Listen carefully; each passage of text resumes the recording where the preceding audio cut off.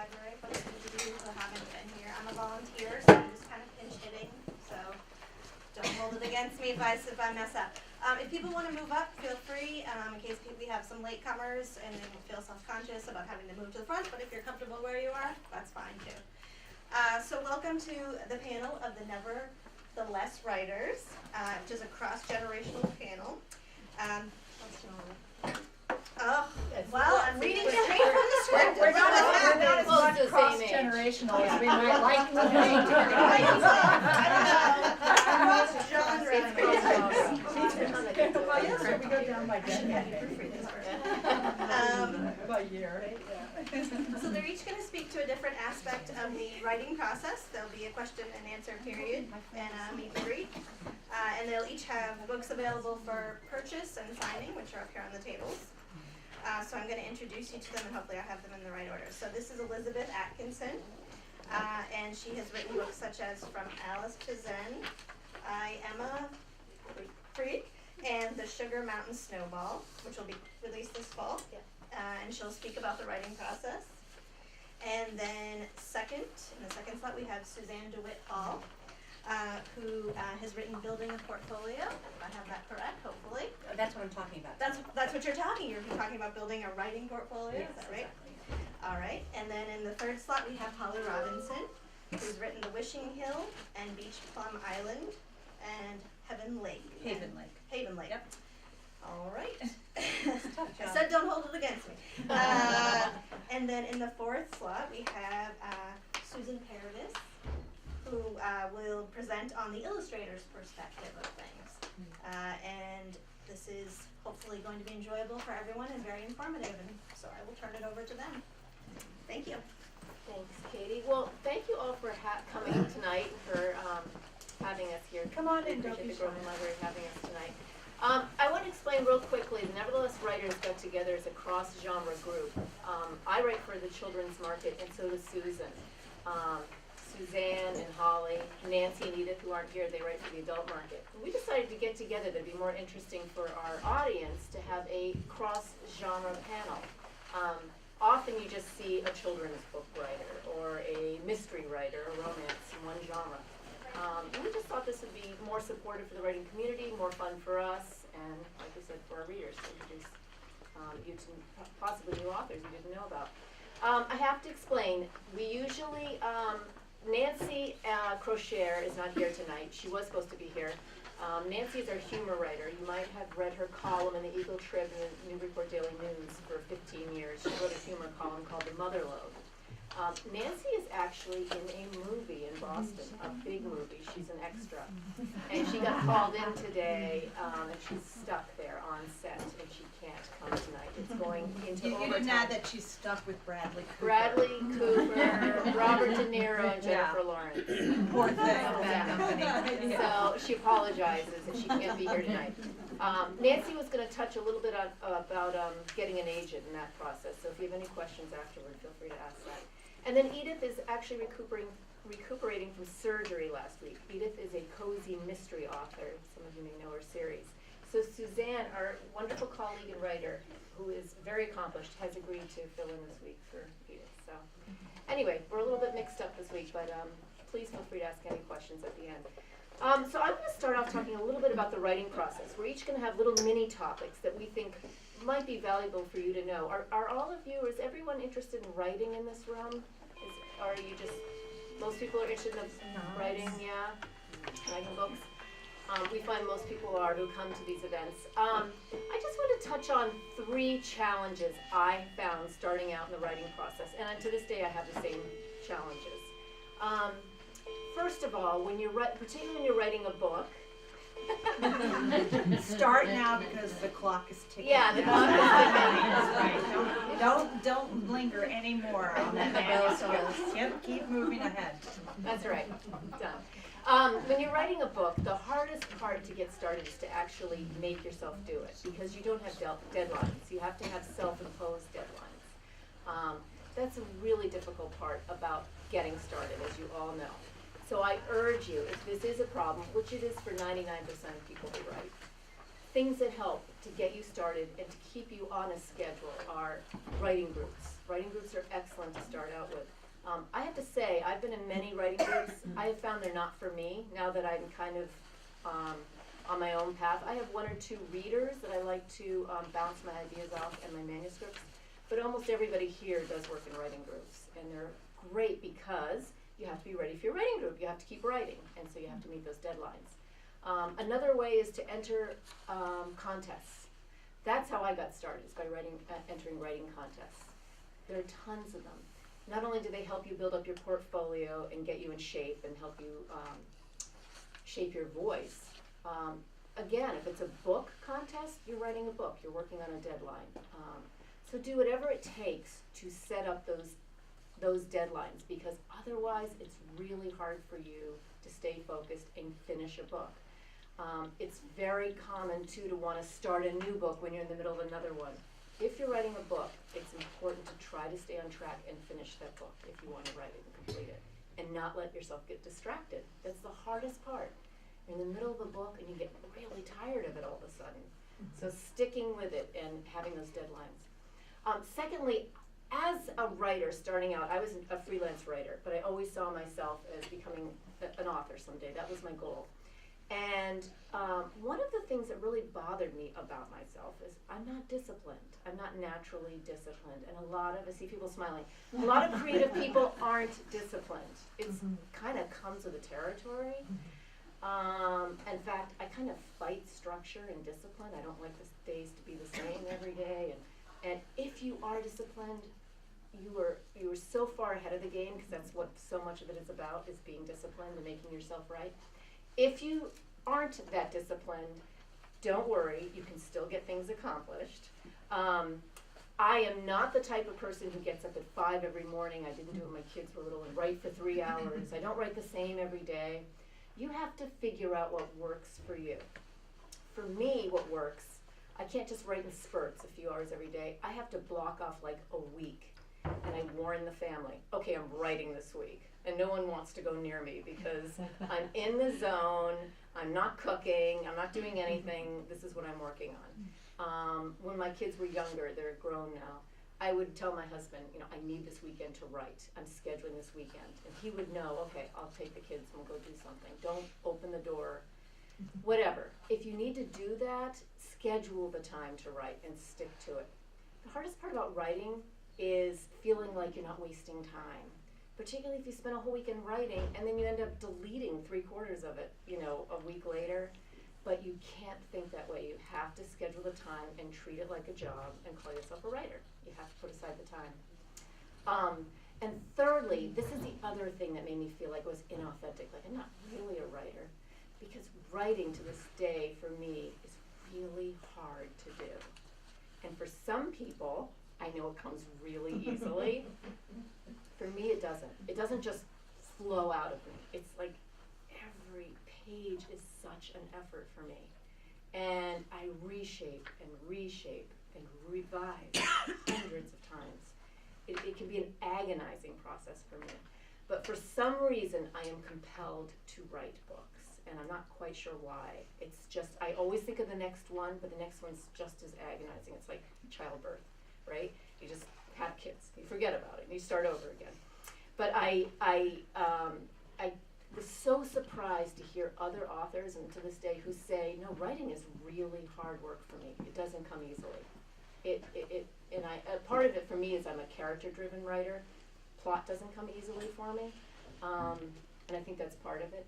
But if writing's hard for you and you still want to do it, believe me, it's hard for a lot of people to do it, and it doesn't get easier. So anyway, that's what 3 things I want to touch on about writing process. Feel free to ask any of us questions. We all have a very different process, believe me. And what I tell kids when I go to schools, there is no right way to write. Whatever works for you is fine, at any pace. I'll turn over to Suzanne. Well, I'm going to talk about building your writing portfolio.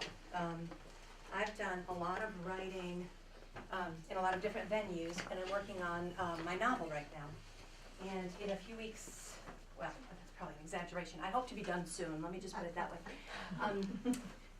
So once you have a project ready, whether it's a novel or even a strong journalistic piece or a nonfiction book, once you're ready to roll, you want to get someone to publish it for you, you need to have a body of work that they can refer to. And preferably, it's not all on your own blog or on your own whatever social media sites.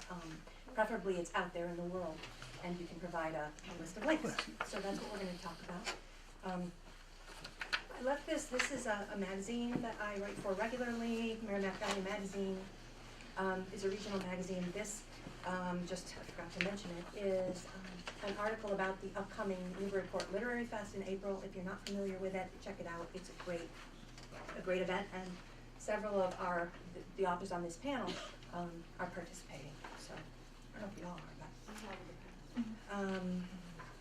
So what I'm working on, I'm a little bit of a jack of all trades. I've got a children's book called Rumple Pimple about a little dog hero that's coming out very shortly. We're self-publishing and waiting for the artist to get the files uploaded, so that's really close. I've got my novel. I've got some other children's projects. I've got some nonfiction stuff. And I write for Merrimack Valley Magazine all the time. And I'm pitching other magazines all the time and not getting picked up by them. So it was interesting to work on this because I thought, I should really be doing this, because I was thinking outside of my own experience and thinking what I should be doing. So that was kind of useful.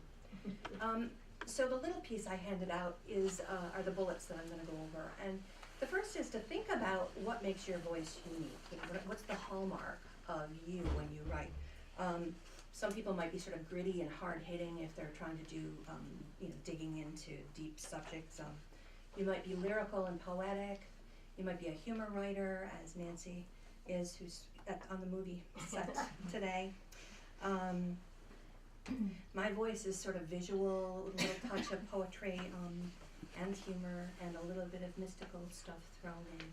So it's useful for you to think about that ahead of time, because when you're building your portfolio, you want it to really represent who you are as a writer and present the best possible you. So kind of really paying attention to making sure who you are is known, is readable in what you're posting out there. And write about your passions, because then it's going to be strong writing just comfortably and naturally. You might be passionate about parenting because you've got young kids and you're seeing and experiencing things. You might be passionate about robotics or horses or kimchi. Who knows?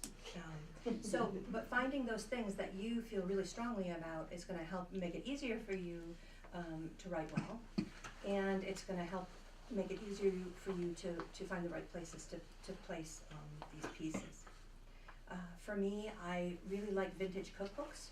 So I've got a cookbook. You'll see my split personality disorder on my on my slips because of all my different blogs, which are very different in content.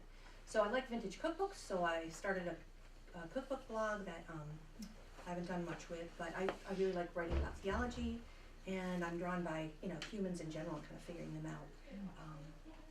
So writing about those types of things are going to make it easier for me to just kind of get excited about what I'm writing.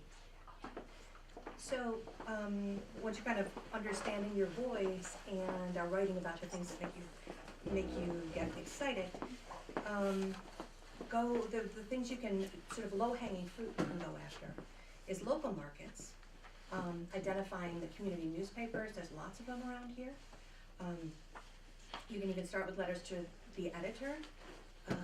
When we first moved to Newburyport, my wife Diane submitted a blog post that I wrote about, it was in politicking season, and we were disgusted with hearing about everything. And I wrote this post because I had to go to Richdale's to buy a pound of coffee, and I was outraged at the price. And so I just wrote this emotional thing about how the ridiculousness of politics and you can't even you have to worry about coffee. And she submitted it, and they picked it, and I didn't even know, and they picked it up as a letter to the editor. So, those kinds of pieces don't have to be just, complaining because people aren't picking up after their dogs when they're walking them around the streets or whatever. You can write about anything you want, try to give it a local spin and get it in as a letter to the editor, as a starting point. Regional magazines. I showed you Nor Fell, excuse me, Holly. So, after trying to get into the Newburyport Daily News repeatedly, without much luck, I started going after magazines. There's North Shore Magazine, there's some New Hampshire magazines, there's Merrimack Valley. I pitched a story, and they liked it, and I've been writing for them ever since. So, my portfolio is building because of that. After a few months that the magazine has been out, I scan the articles and put them on the website so that people could read them there. But they're primarily that one venue, that one outlet, that one form of media, so I've sort of expanded. But they're great.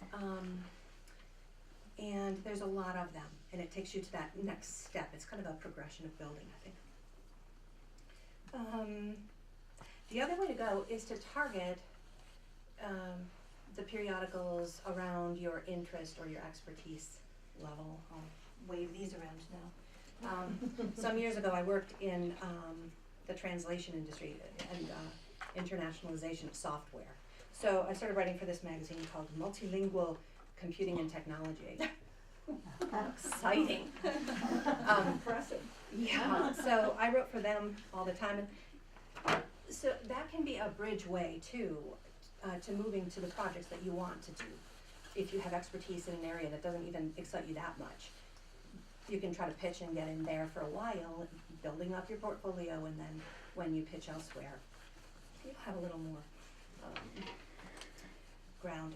If you're involved with a nonprofit organization, you could find where they have maybe their website, maybe they have newsletters, write for them, and you're doing good work helping cause and also finding things that are applicable for your editors.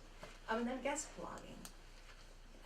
That's, find blogs that write about things that you're interested in, connecting back into your passions, and then offer to write a blog post periodically, and making sure you're capturing everything so that you can build your base. Then the last thing is to connect the topics that you're writing about to your project. So this is assuming everybody, has something that they want to write about, whether it is your novel or if it's a memoir, for example. Maybe you're finding blog posts, you're finding blogs that are good with telling family stories, or personal essays and things, and you can therefore demonstrate your style in that area. Or let's say you have that kimchi passion that I mentioned earlier, right? Say you're going after the local audience first. You might write a piece on how kimchi is suddenly appearing on all the tables of Italian restaurants next to the Parmesan cheese. Or if you want to go for the targeted journals and things, maybe you look at commercial cooking journals, right, for restaurateurs and things like that, about how new fermentation tanks are needed because the kimchi production is so high. Or for causes, maybe the kimchi fundraiser got the most donations in a single year ever. And with a blog, obviously any cooking blog, you could, could find plenty of kimchi opportunities. What are you having for dinner tonight? I want to know. So that was what I had. What else did I want to tell you? I've got some samples of some more of the stuff I was doing in my other previous lifetime, because I'm shifting my technology books and things. But yeah, so that was me. Okay, I'm gonna thank you. That was great. In case you didn't guess, Suzanne is a great cook also. And, she and my husband have been having cook-offs, which is working for me. So I'm interested in this. I'm standing up because sitting is the new smoking, I've heard. So I'm really stand up now. What are you all writing? Like I see, it's nice to see so many different ages. How many people in here are writing or thinking about writing, like for magazines? Raise your hand. Anybody? Newspapers, journalism? Nothing? Okay, how about memoirs? Like this. Oh, wait, did I get a flicker? blogs, like, Okay, blogs. yeah, video game blogs. Oh, cool. interesting. Very interesting. League. So, how about memoir, like story of your life sort of thing? That's what I started because I used to do some writing for newspapers and things years ago. Uh-huh. So now it's a memoir for myself. And then I see that I want to do some more. So Good. Oh, that's great. That's great. And how about fiction? Short stories, novels? We have a science fiction author here, very, very well known, Janet. In case you have any questions about publishing science fiction, you can address it to this lady here in the front. Fiction, yes, I saw more hands over here. No? Some Yeah. More memoir? Fiction, fiction. How about nonfiction? Books about like how to do things or how to train your dog or anything like that? No nonfiction? So you just came just to hear about writing in general? Okay, well that's let's write children's books. children's books? Oh right, I left out a very important category, sorry. Don't want to be sitting next to her when you leave that out. Okay, so they asked me to talk about my lucky break because I publish novels pretty regularly, once or twice a year. I write adult fiction, so it seems like I've had a lucky break.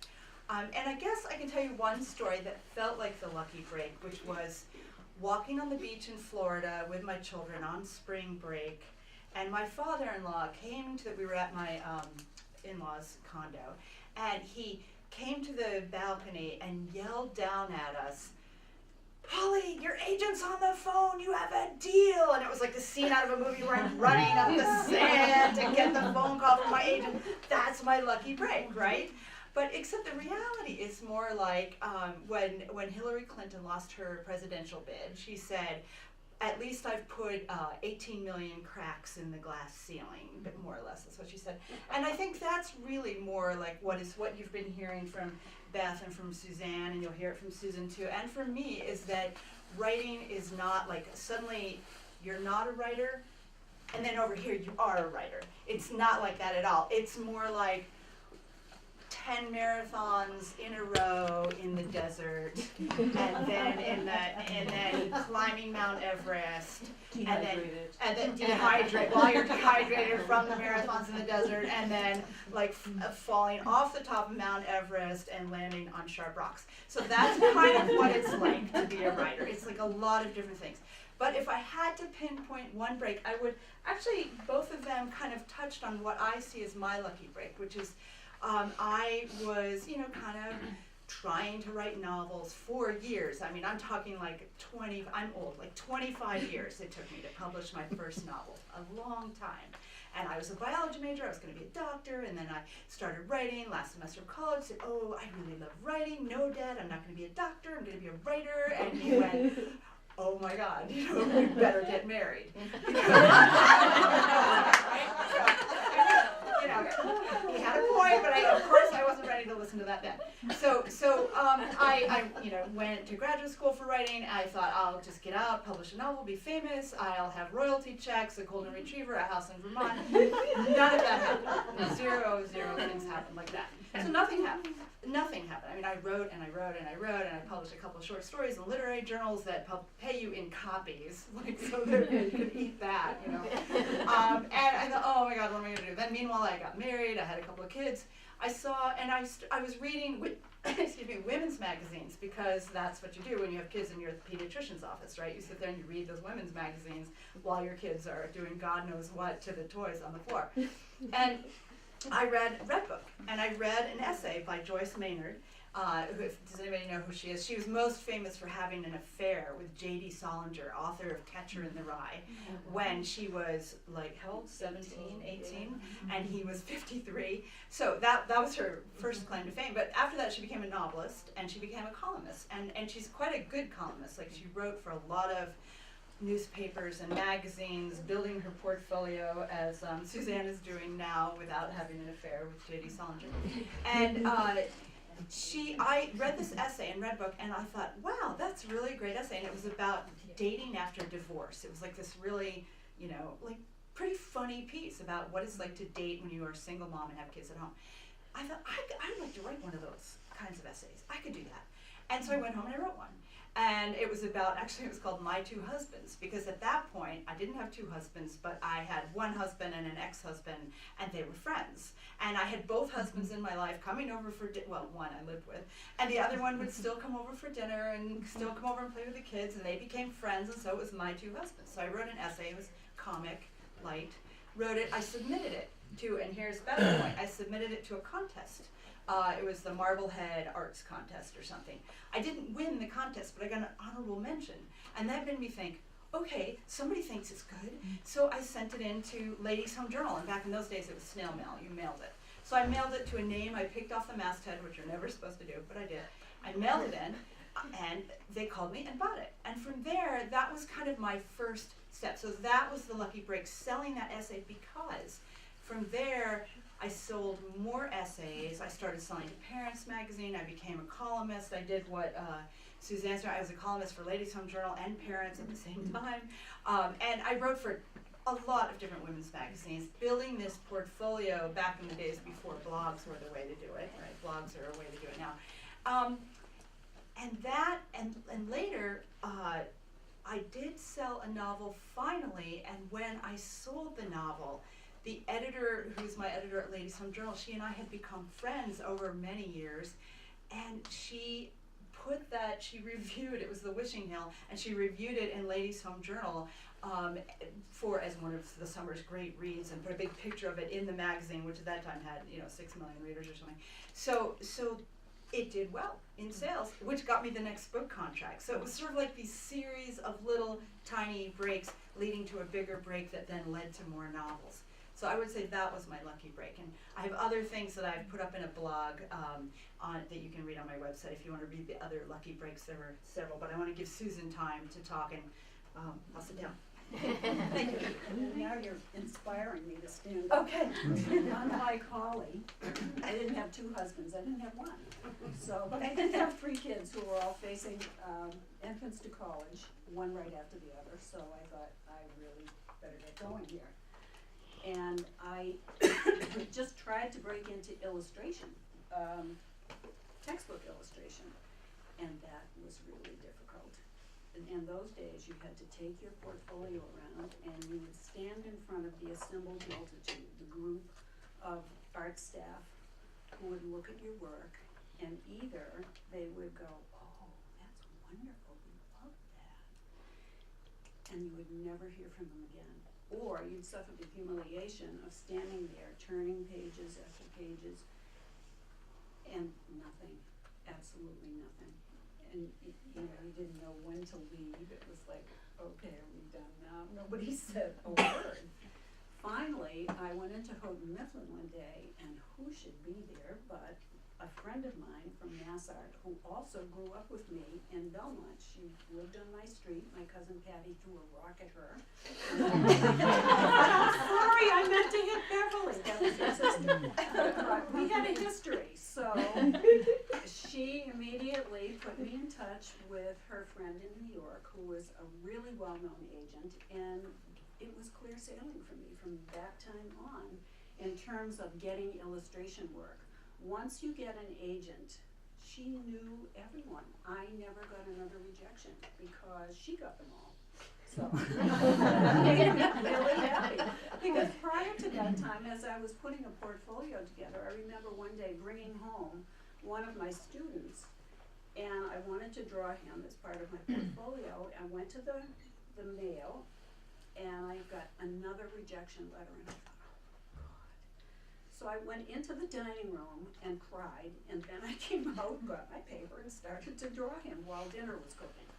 So anyway, after that, my first break, I'm glad I brought this, because I hadn't intended to talk about this part of it, but my first break came when my agent got me this book, written, I did not write this one, but I did illustrate it. It was written by Crescent Dragon Wagon, who was the daughter of Charlotte Zolotow, who was really well known in children's books. So, yeah, and I have become friendly with Crescent since then, who is a force to be reckoned with, I can tell you, but that's for another time. And after that, since I had a little experience now with illustrating for trade books, which is what I wanted to do, that was my dream, I started trying my own. And I usually, like Beth said, writing for me is sheer torture. So I wanted to write a book that was born in the heart of darkness. My son was getting a divorce, and he was heartbroken at the possibility of losing his son. And I wanted to do something, I wasn't even sure whether it would become a book. I just was doing drawings to commemorate the life they had together. And another friend of mine, who was a well-known writer, kept looking at what I was doing, and I did bring the original dummy, and this is what you prepare to send to a publisher. And this is what I sent to him. I don't think you guys have seen this. This is the original for the Daddy book. And she forced me to send it to her publisher. She said, "Susan, you have a book." She dragged me to the post office, made me write out the address, and then we went home. And the following day, or maybe 2 days later, I had a phone call. And it was the publisher. And he said, "Susan, this is Stephen Oxford." And my heart started pounding. And he said, "I'd like to publish your book." I got so nervous. I said, "Oh, I'm on the phone with my son from Germany. Can I call you back?" What an idiot. I did do that. And well, the rest is history. And it was reviewed in the New York Times, and from there on in, the other books followed quite nicely, but they are not as easy as you might think. I have this quote from Mara Sendak on my drafting table, and I just stick it there every time I start something, because whenever I get frustrated, I remind myself that it took him 12 years from start to finish with Wild Things. So, yeah. And he started off, I think the original title was All the Pretty Horses, or All the Horses, or All the Wild Horses, that was it. And he says, "A picture book is not only what most people think it is, an easy thing with a lot of pictures in it to read to small children. For me, it's a damn difficult thing to do, like working in a complicated and challenging poetic form. It demands so much that you have to be on top of the situation all the time. Finally, I achieved something so simple and so put together, so seamless, that it looks as if you knocked it off in no time. One stitch showing and you've lost the game." That's great. Because what happens is that every single cocktail party I go to, which is not many these days, but people will always come up and say to me, "Oh, I have a great idea for a children's book." And most people do, but it's the hashing out of the idea that's really, really difficult. Because the language has to be pared down. You can't let the language step on the illustrations. You need to make the illustrations expand on what you say. And I'll just show you one example before I'm quiet, and then you can. But in this Daddy book, the initial illustration, which is different from the dummy, says, "My daddy can cross the street alone." My grandson gave me that line when I was holding him in my arms. We were on the 19th floor of a condo building in Germany, waiting for my son to come out on the ground floor. And when he came out and turned around and waved to us, my grandson said to me, "Nana, my daddy can cross the street alone." And I thought, wow, he was about 2.5, I think. And I'm thinking, what does that mean to him? So so, I don't know if you can see it because I'm too far away, but the street here has automobiles and neon signs and street lights and things like that, but as you, in the distance, the street begins to morph into a jungle. The trees, the buildings become trees, there's a monkey hanging from the street light, there's a cardinal up in on this street light, and an elephant down the road a piece, a tiger, lions and tigers and bears. And there are many other animals in the book, so. Sure it's not science fiction?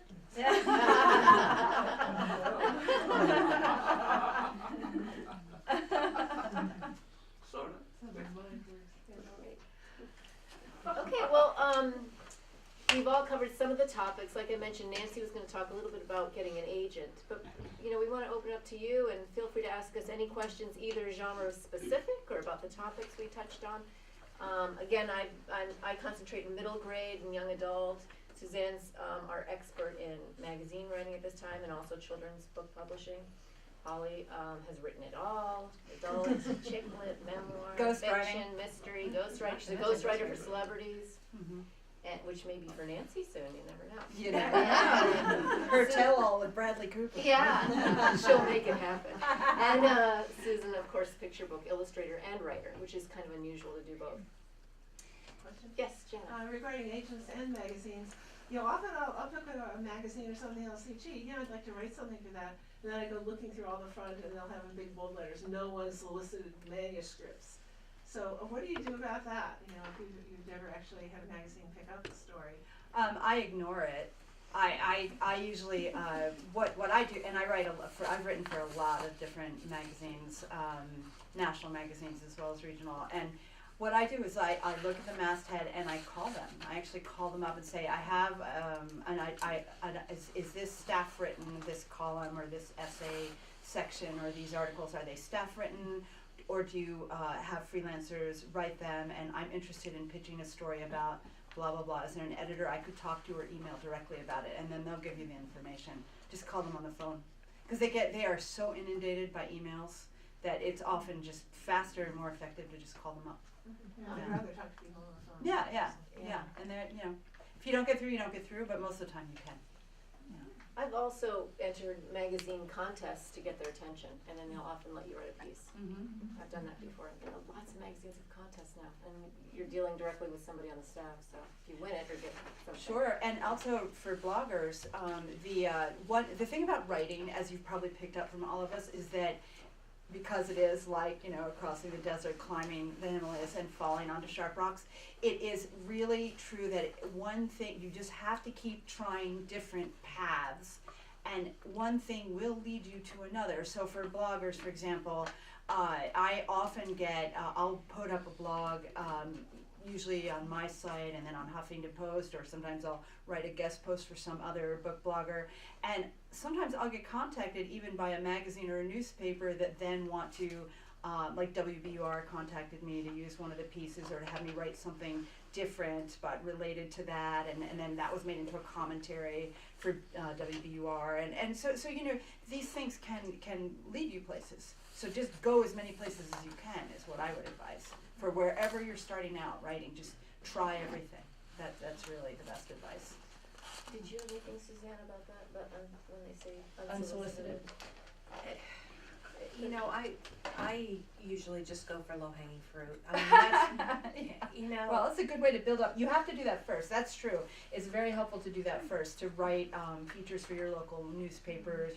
So you have they used to, in my day, you used to actually cut them out and put them in a scrapbook. So it was called a clip file. But now it's just a portfolio, and you can put it online like Suzanne's doing and have them on your website, or just have them available to show to editors. Yes, you do. It is helpful to build up that resume. well, now that I hear that recommendation, though, that's what I'm going to do. I was always like, who was accepting, and figured that was going to be easier. But Yeah. But But it's like what Suzanne says too. You have to definitely come to your library and read the magazines or look at them online and know what they're taking, what kind of voice they like, what their audience is, what would appeal to them. There's a book called Writer's Market that will tell you a lot, and your library should have that.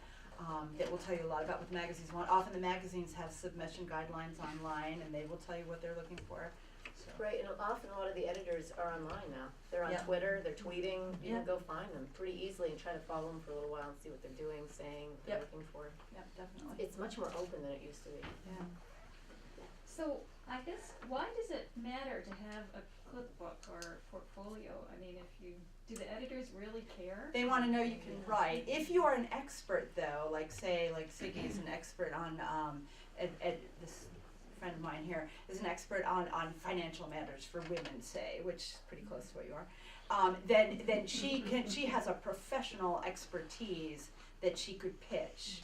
And so she might not have as much of a portfolio as a writer, but she has credentials, or if you have letters after your name and you're a psychologist or something, you can sometimes get away with it because of that. But often they just want the clips to know that you can write.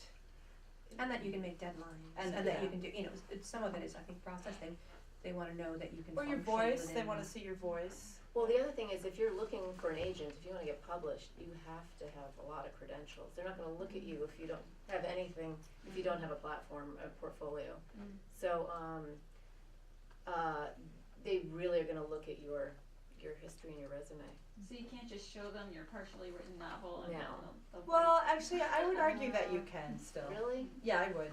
With There, an agent? if you have a real, if you can't show an agent a partially written novel, usually you have to have the whole thing. Okay. I mean, when you initially submit, you might only submit a query, and if the agent's guideline says, "Oh, send me a query in 3 chapters," you would do that. But you better have that whole novel, like pretty well done before you show it to an agent. But it definitely, if Um, you're writing in a letter saying, you know. It helps if you have the credentials, but if it's a huge idea, like a big idea, or a new idea for a romance line or something, they might consider it, even if you don't have, if it's a popular fiction idea. But always, when they're scanning really quickly, whoever it is, an editor, an Yeah. agent, anyone, trying to enter into a conference, trying to get your work done, they just scan really quickly, and it shows like Holly's history, written for Redbook, Ladies Home Journal, all these books. I mean, that's what they're, as opposed to the person like, I've got a great idea for a romance novel, And you can, what Suzanne's talking about is so important. A lot of it's how you spin it, and so you're trying to create an image and what your expertise is, and this is my voice, and this is my thing, and my angle, and all of it kind of, you spin it I am the into kimchi expert of Yeah. New England, for example. Right, you can spin anything, you're promoting yourself, that's how you have to think about it. Get work done. Another thing to do is go to places where you can network with writers and editors and agents, and that would be like Grub Street or Breadloaf Writers Conference, or there are bazillion writers conferences. So just look at who's going to be there, and would you have a chance to actually meet face to face with editors and agents? And you can do that often at those conferences. Yeah. And even if that's not going to be the agent for you or the editor for you, you will get really good feedback on your elevator pitch, on your idea, and they'll give you suggestions for how to proceed. But sometimes they'll take you right on this if they like your idea. I've seen that happen at Breadloaf. I think that you probably have heard from all of us, and I know the same for Nancy and Edith, so much has happened to us just through connections and networking. And those little cracks we're talking about, taking advantage, you just have to be ready, and when an opportunity hits. One thing leads to another. Yep. And It also does. kind of trusting where you are. I think trusting, you have to keep pushing, but also when doors are opening, sometimes you'll see later that it was for a reason, and you see how it all connects, so. Right. Kind of trusting where you are and keep going. I was interested in the concept or the factuality of self-publishing. Can you talk a little bit about that? Is that done with an agent, without an agent? What's the financial? There's different models. Right. It's all, I mean, I think it's never with an agent, but Yeah. because it's, You you're don't doing need it an agent yourself, yourself. so. Yeah. There's different models where you can do literally all the work yourself.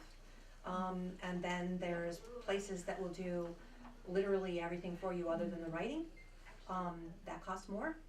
And the Understandable? money up front is yours. Yes. It's yes. As opposed to traditional publishers pay the author. A good person to talk to is the gentleman behind you in the red plaid, Dr. Paul Jansen, who's published many books on his own. Self-published. Yes, and I've also self-published. I did it all on my own. Yeah. One of my novels I self-published before I was with Yeah. Penguin. I've It's all different self-published. arrangements. I've self-published 2 nonfiction books. Nancy's self-published, and Susan. I've done only one, just One. this one. Yes. Yeah, this book is, I wrote for kids who have been traumatized. And my former publisher, who no longer does picture books, he sold his company, but he loved it, and he gave me a free agent, and she shopped it around to everyone. All the trade publishers rejected it because it was too psychologically based. All the psych publishers rejected it because I didn't have a PhD, so there I was.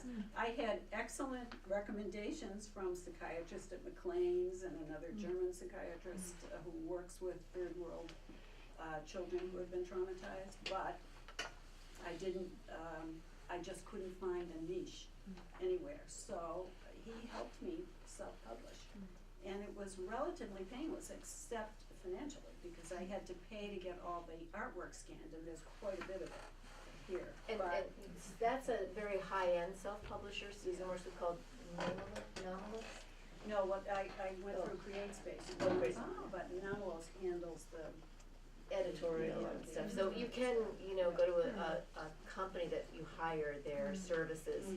But CreateSpace is the easiest place to do it on your own. And if you don't have illustrations, it's pretty cheap. It's on Amazon. Yeah, and also it depends whether you're going to do a print book and an ebook. If you do just an ebook, it's free. Yeah, basically. Just time. But it's basically free. And anybody under 30 can probably do it pretty easily. Anyone under 10 can do it really easy. It's pretty easy. I know. Any other questions about anything that anybody's working on? Oh, I know what I was gonna tell you. There's one other funny story with this.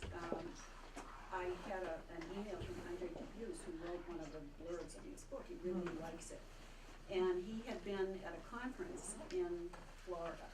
And he wrote to me and he said, oh, I met this editor from, and I can't remember where he was from, but he said he wants you to send him the book because I told him how great it was, and he's really interested in publishing it.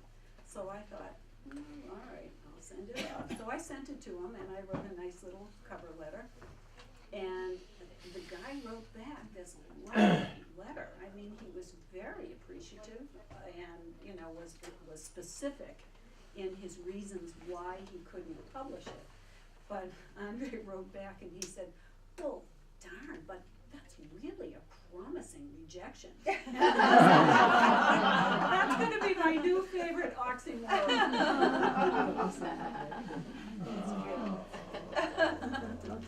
yes. How do you market a self-published book? You want to start? My best recommendation is to marry a book publicist. That's what I did. But I did not marry a book publicist, so I had to do it all on my own. And it's actually not as hard as you might think. You can go a few different ways. You can contact book bloggers yourself and write guest posts. Ask them to review your book, and a lot of book bloggers will do that. You can go online, and there's lots of online advertising you can buy through like Kindle Book Review or all different ads you can buy. You can buy Twitter ads, you can buy magazine ads, you can buy your own reviews for Publishers Weekly or something like that, though I wouldn't recommend it, they're really expensive. Mostly it's about networking, it's about reaching out to other people in the indie publishing community, writers in your genre, whatever that might be, and asking them for help, and they'll help you, and they'll help you, put you in touch with places where you can do it. The deeper your pockets are, the better your book tends to do, because you're buying for visibility.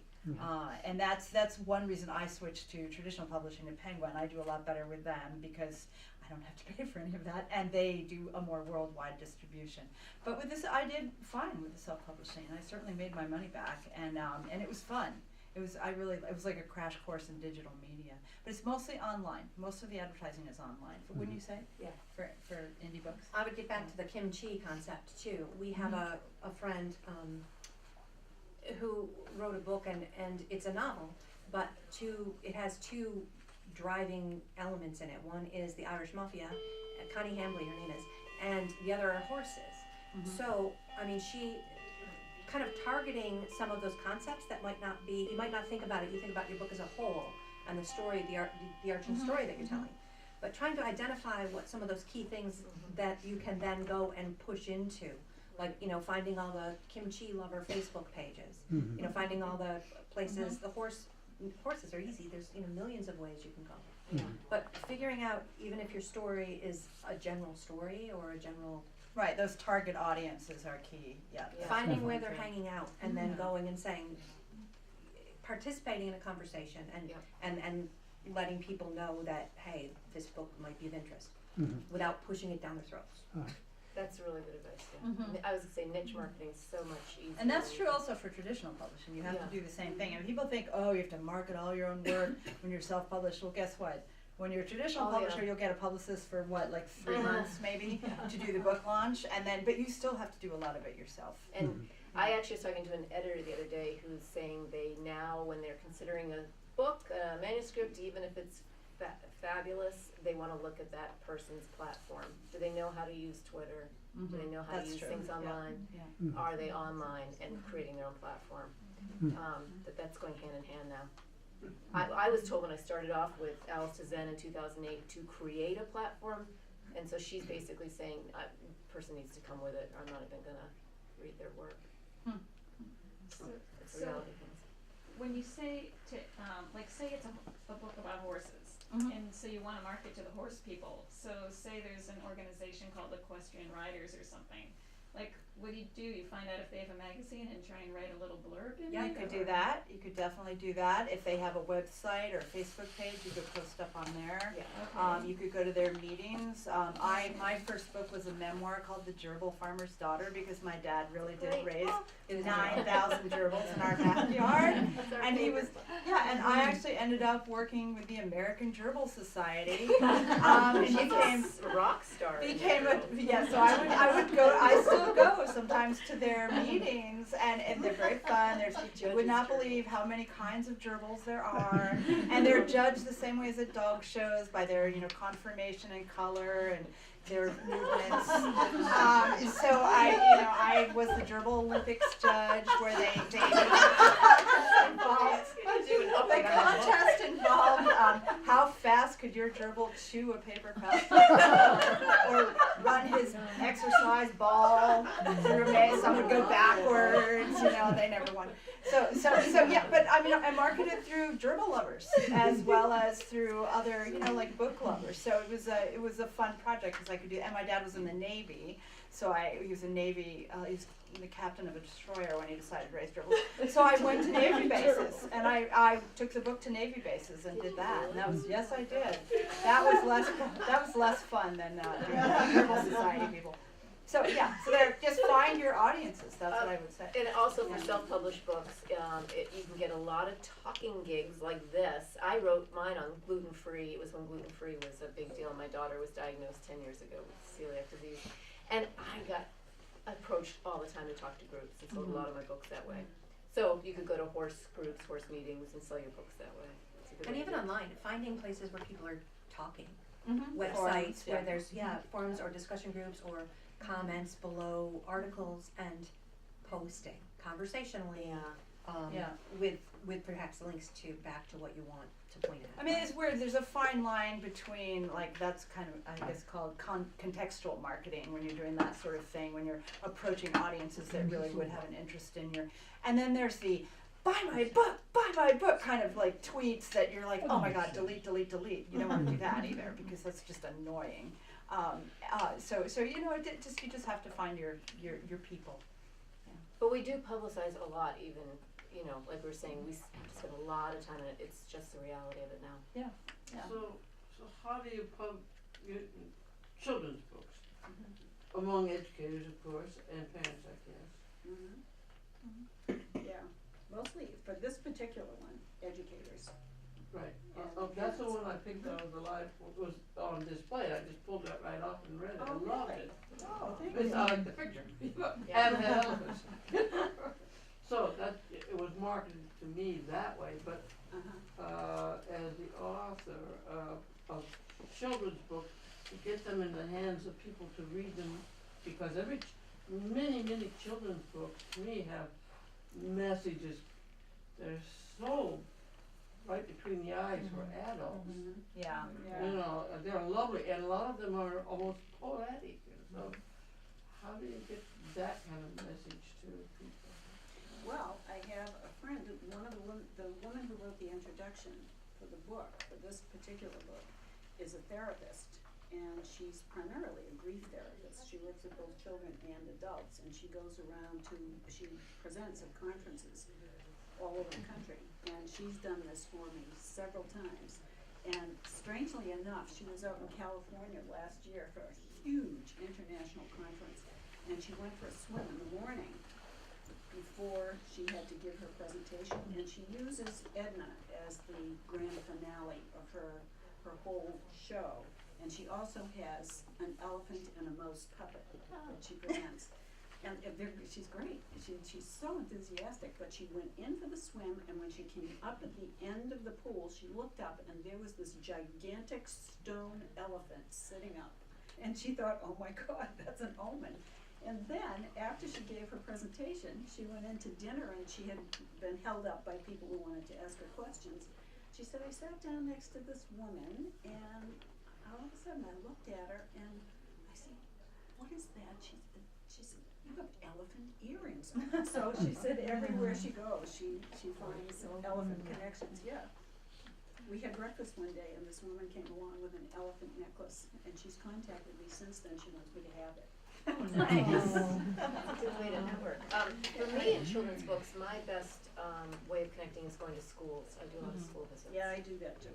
Yeah, that's private, because kids, children's books are a little easier, picture books, because moms and dads bring kids to readings and to events. For tween and young adult, they just rarely, it's nice to see some younger people, but rarely go to book readings or these kind of events. So it's best to go to them. So what do you do when you go to the school? I do a couple things. I basically I have a general talk that I usually do to a large auditorium, up to 300 people, and I'll give a talk. And it's pretty interactive. The kids ask a lot of questions, and we talk about publishing and publishing a book. But I also have creative writing workshops I offer. The school hires me to do afterward. And then I have a order form. So often you get a lot of orders that way. And I still feel like face-to-face is the best way to market yourself and make those connections, and then you tell your friend in Florida, and you tell your friend in California. That's true. I still think it's the best way, so to get out there, and it's grassroots. My book, I Am a Freak, which came out years ago, it's doing better every single year. It still gets nominated for awards every year since it's been out. I'm making more money on it every year because I think it's just getting slow, it's building slowly. Books take a long time for word Yeah, to it used to spread. be, the word used to be like it's the book launch and it's the publicity about the book launch and those are your sales and then that's it, it's dead. But these days, there are so many different ways to connect with people that it's really more of a snowball marketing approach where you just gradually build an audience, and it might take a while, it might not take off right away, but don't give up. Right. Because you just keep pushing that snowball and it gets bigger, and you'll be, Surprising. yeah, it is amazing. And that's why you do have to work at it every day, even if it feels like you're kind of wasting time, you're not getting anywhere. You do have to work on publicity every day. I have a question about, as a young adult writer, sort of as an adult writing from a young adult voice, like how you, I don't know, not develop it, but practice it or make it authentic, or how like, can you speak to that a little Well, bit about yeah, like, I what can. that A lot of process people- was for you? Yeah, a lot of people ask that, and we talk about that, young adult authors and tween or middle grade author. It really has to come naturally. It has to be a voice that you can enter pretty easily, and you remember that time in your life. I think a lot of people write, particularly write for children, middle grade, teens. You write from a very tender spot in your life, and where was your difficult time in your tender, invisible years where you had a lot of angst. For many people, it's high school, and that's why you see a lot of YA books. For me, it was middle school, the invisible years where I didn't count, and I had a really hard time finding I didn't feel like I had control over my life. I didn't feel empowered. I didn't know where I was going. I was tiny and shy, average student.